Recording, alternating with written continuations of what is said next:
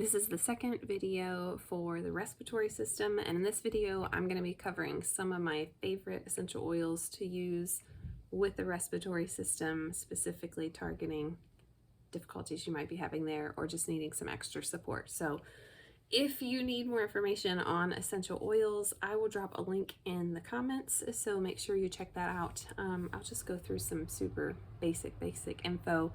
Essential oils are the lifeblood of a plant. They're just the essence, the liquid part that is distilled out, and the purer the better. Unfortunately, lots of oils can be labeled pure, and they only have to have 5% pure oil for that label due to FDA current regulations. So you really have to trust your company. We Love Young Living. You can go and tour their farms. You can help them with the distillation process, which is amazing.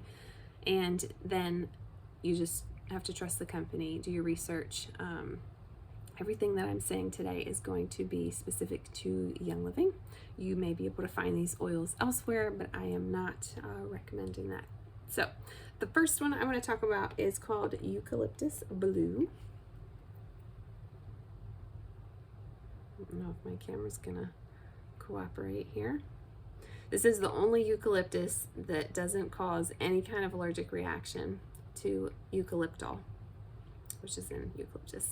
It supports normal breathing, it relieves sore muscles, and it's very calming. Whenever I have any respiratory stuff going on, I'm always reaching for eucalyptus. It really helps to open up your sinuses. Sometimes I will put a couple drops of this kind of out of the way when I'm showering, so the water's not directly on it, but the steam will help to bring that benefit to you. I'll put it with coconut oil and rub it on the bottom of feet. You can put it on your spine. You can dilute it or you can use it straight, just personal preference. Eucalyptus is not recommended to ingest. Oops. So make sure you are just doing topical. You can also throw it in the diffuser for aromatic.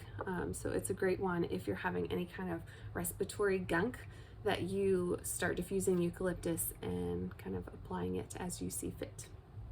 The next one is lavender. This is great for so many things. The Swiss Army knife of oils is what it's called. It's great for the respiratory system. It's very calming and balancing. Make sure it's not lavandin, which is lavender's cousin. A lot of other companies will market it as lavender, and it's actually lavandin, which is the cousin, and not as beneficial. In fact, I've heard some horror stories of people who've put straight lavender on a wound thinking it was lavender, and it was actually lavandin, and it burned, and it was a mess. So make sure you're using straight lavender, and again, you can use it the same way in the diffuser. You can put it topically on your skin. This one is okay to ingest, just like lavender. Some people like the lavender lemonade. If that's your cup of tea, then go for it.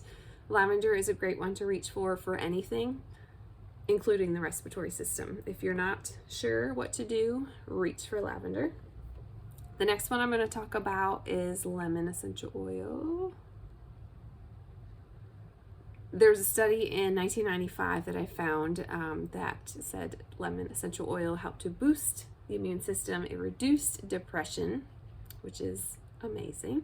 This one is great for your respiratory system as well. It is a photosensitive oil, so make sure that you are not putting it on skin and then going outside, because it will amplify the UV rays from the sun, and you may have some irritation from that. So make sure you apply it. If you need to put it on your face, put it on like the night before if you're going to be outside, or put it on parts of your skin that are going to be covered when you go out. So lemon is great for respiratory. And the next one I'm going to talk about is peppermint. Great for your respiratory system. This one's also anti-inflammatory. And if you have some respiratory gunk going on due to seasonal fun times, these three oils are amazing. This is called LLP. This is a great way to kind of kick those sinus issues, troubles that you're having. You can put 3 drops of each in your diffuser. You can put it, all 3 of these are ingestible, so you can put it in a capsule and swallow it. You can apply them topically. Lots of different applications for that. I really like lemon in the diffuser in the kitchen. I don't know, citrus in the kitchen just makes me happy. And then peppermint is also good for focus. If you are heading back to school, if you're already in school and struggling, you need some extra focus, peppermint is a great one to slip in as well. The last one I'm going to talk about is Raven Sarah. And I always think this is a blend, but it's not, it's a single. All of these oils that I talked about in this video are singles, meaning it's just one plant that was distilled to make that essential oil. Raven Sarah is great for your respiratory system. The people of Madagascar refer to this plant or this oil as the oil that heals. It helps the body to kind of deter infections, according to these people from Madagascar. But Raven Sarah is a great single oil to add to your stash if you have respiratory issues coming up, or if that's something that you struggle with. Same way as the other ones, except this one is not recommended for internal use. So diffuse, apply topically, combine with a carrier oil. This one smells kind of like a cleaner to me.